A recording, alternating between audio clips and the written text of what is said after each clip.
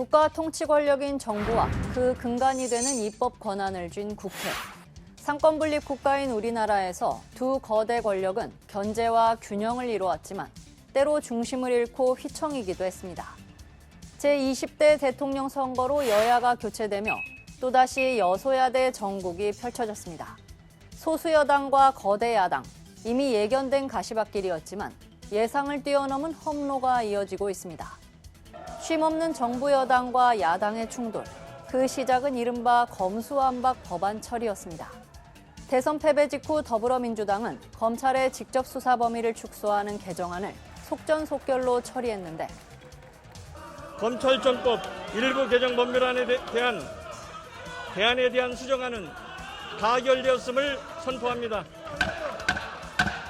새 정부 출범 후 한동훈 법무부의 이른바 검수 원복 시행령으로 사실상 무력화됐습니다. 야당은 이재명 대표의 사법 리스크에 맞서 김건희 여사 관련 의혹에 대한 특검법 발의에도 나섰지만 여당이 상임위원장을 맡고 있는 국회 법제사법위원회에서 가로막혔습니다. 충돌은 여기서 그치지 않았습니다. 윤석열 대통령 비속어 논란과 이태원 참사를 각각 도화선으로 민주당은 국무위원 해임 건의안 상정에 나섰습니다. 해임 건의안은 국회 재적의원 과반 찬성으로 의결되는 만큼 169석을 가진 민주당은 단독으로 처리가 가능합니다. 지난 9월 박진 외교부 장관 해임 건의안이 통과된 데 이어 이달엔 이상민 행정안전부 장관에 대한 해임 건의안도 가결됐습니다. 국무위원 행정안전부 장관 이상민 해임 건의안은 총 투표수 183표 중 가 182표, 무효 1표로서 가결되었음을 선포합니다. 해임 건의 강행 처리 민주당 규탄한다. 대선 불복 민주당을 온 국민이 심판한다. 여당은 거센 항의와 함께 국정조사 특위위원 전원이 사퇴 의사를 표시하며 맞불을 놨고 윤석열 대통령은 수용을 거부할 거란 관측이 높습니다. 이 밖에도 안전운임제 연장안, 공영방송 지배구조법 등 일부 상임위에서 민주당의 법안 강행 처리가 이어지며 여당은 입법 독재라고 반발하는 상황이 빈발하고 있습니다. 대화와 타협의 정치가 사라지고 대결 정치가 만연하면서 국회로 넘어온 윤석열 정부의 국정과제 입법은 지지부진한 상태입니다. 돌파구를 찾기 위한 여권의 고심도 깊어지고 있는데 여소야대 정국에 직면했던 역대 정권은 어땠는지 잠시 과거로 거슬러 올라가 보겠습니다. 1987년 개헌 후 헌정사에서 첫 여소야대 정국을 맞은 정부는 노태우 정권. 대통령 취임 2달 만에 치러진 총선에서 과반 확보에 실패하며 50비리 청문회 등으로 수세에 몰리자 노 전 대통령은 3당 합당이라는 인위적 정계 개편 카드를 꺼내들었습니다. 온 국민이 값비싼 대가를 치르면서 얻은 명백한 결론은 현재의 정치구조가 오늘의 국가적 문제를 해결하기에 적합하지 않다는 것입니다. 1990년 이 3당 합당으로 공룡 여당인 민주자유당을 출범시키면서 정치 지형을 뒤집었습니다. DJP 연합으로 출발한 김대중 정부는 당시 과반 의석을 가진 한나라당의 반대로 총리 인준부터 어려움을 겪었는데요. 야당 의원을 여당으로 데려오는 이른바 의원 빼오기로 여당을 과반으로 개편했습니다. 노무현 전 대통령은 여소야대 정국에서 탄핵 심판까지 직면했지만 투표로 민심을 확인하는 전공법을 택했습니다.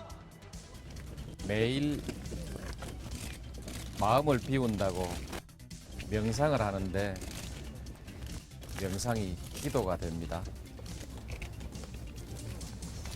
모두 투표하세요. 정계 개편이 아닌 총선을 통한 민심의 선택으로 소수 여당을 거대 여당으로 탈바꿈시킨 겁니다. 과거엔 이처럼 다양한 방법이 동원됐지만 여야 합당이나 야당 의원 영입 유도 등의 시도는 현재로선 사실상 어려워 보입니다. 그렇다고 이대로 정쟁만 되풀이하며 시간을 허비하기엔 지켜야 할 약속이 너무나 많이 남아 있습니다. 윤석열 정부는 지난 15일 첫 국정과제 점검회의를 생중계로 진행했습니다. 120대 국정과제의 추진 상황을 점검하고 국민의 의견을 듣는 자리였는데요. 최근 지지율 상승에 힘입어 다시 윤석열표 개혁 과제에 드라이브를 거는 모습입니다. 3대 개혁은 우리나라를 지속 가능하게 하기 위한, 지속 가능성을 위한 아주 필수이고, 그리고 결국 미래 세대를 위한 것입니다. 이 개혁이라고 하는 것은 인기 없는 일이지만 회피하지 않고 반드시 우리가 해내야 합니다. 하지만 지금으로선 야당의 협조 없이는 시행령 개정 등 부수적 방법 외에 근본적인 입법 뒷받침이 어려운 게 현실입니다. 남은 선택지는 야당과의 대화 또는 노무현 정부처럼 총선 승리를 통해 과반 의석을 확보하는 방법이 될 수 있습니다. 전자의 경우 여야 타협보다는 갈등의 모습이 부각된 정치 지형 속에 이재명 대표에 대한 검찰 수사와 맞물려 여야 대립이 심화할 거란 관측이 적지 않습니다. 내후년 4월 총선을 내다본다고 해도 아직 1년 4개월이라는 상당히 긴 시간이 남아있는 데다 총선 승리를 장담할 수는 없다는 점도 여권의 부담이 될 수 있습니다.